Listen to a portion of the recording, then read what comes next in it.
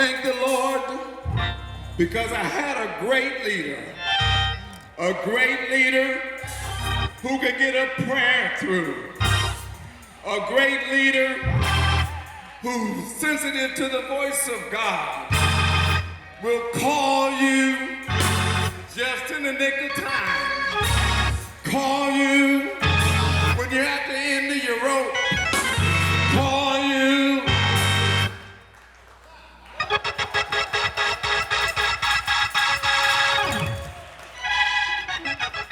We got a great leader. A great leader. I was talking with somebody, and I'm done. About 3 weeks ago, he was telling me that he was in the midst of some very prominent leaders in our church.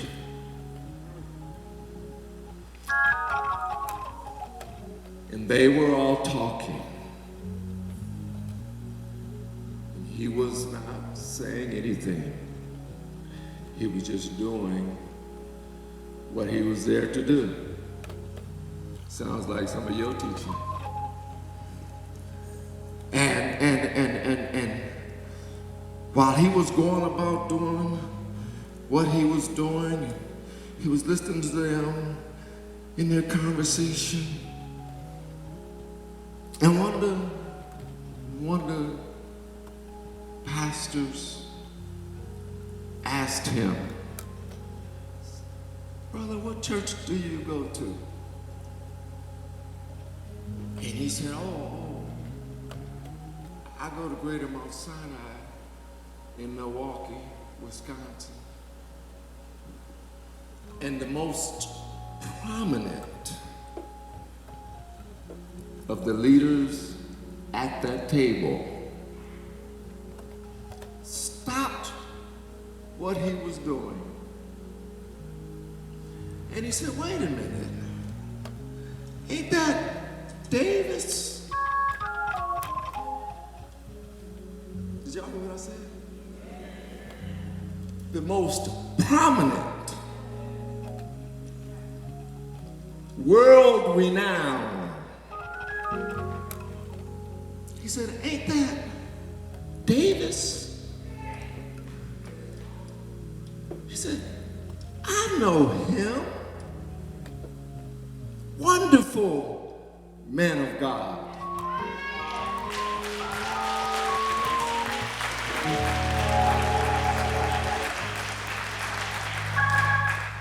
Wonderful ministry. Beautiful edifice. Fine man of God. And as he was talking, the word prominent came to mind. Prominent. Our pastor will never be just a face in the crowd.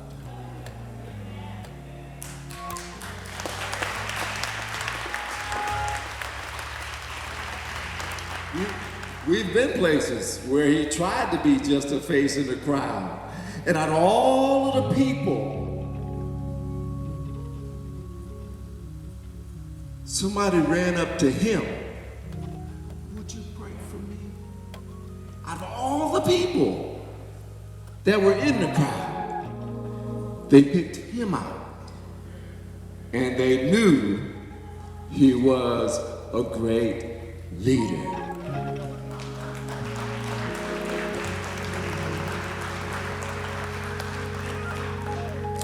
I said that to say this. A lot of times when we get used to being in a special person's presence, our commonness with them won't allow us to push them to the level that they're actually on. Too common. Too common. We have an extraordinary leader.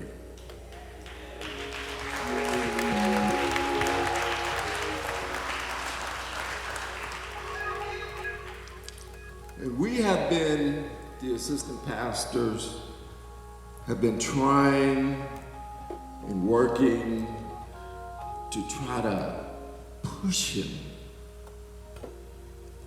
higher and push the ministry higher. And I'm of the mindset, when I go about my week, the people that I encounter throughout the week, I might be the only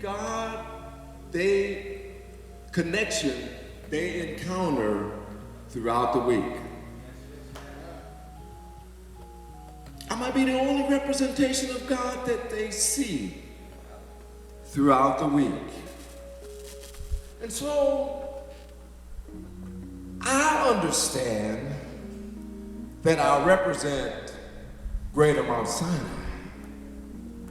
I represent God, and I represent a great, great leader.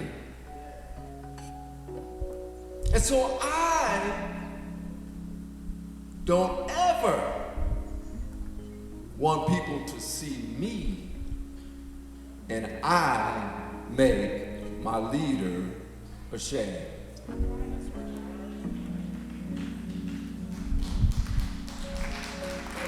That's me. And so I try to entreat people the way my leader would.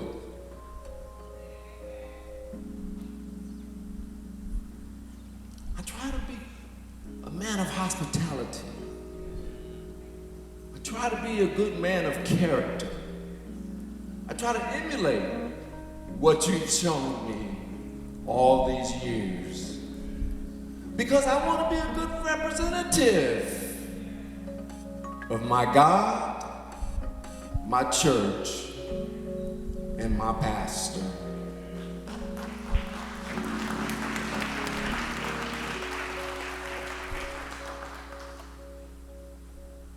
I've gone places and notice, you go, you notice people and, they look familiar, but I just can't place them. And then come to find out, I know them through you. And it makes me wonder, each time that happens to me, it makes me wonder, now what if I was out here clowning? What if I was out here doing something that I had no business doing? It's very important that we represent our great leader, our great church, and our awesome God in the best way that we possibly can.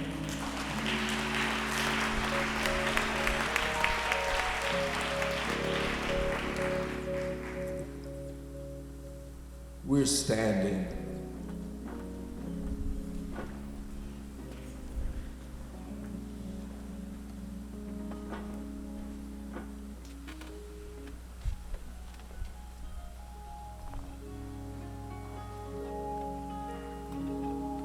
I want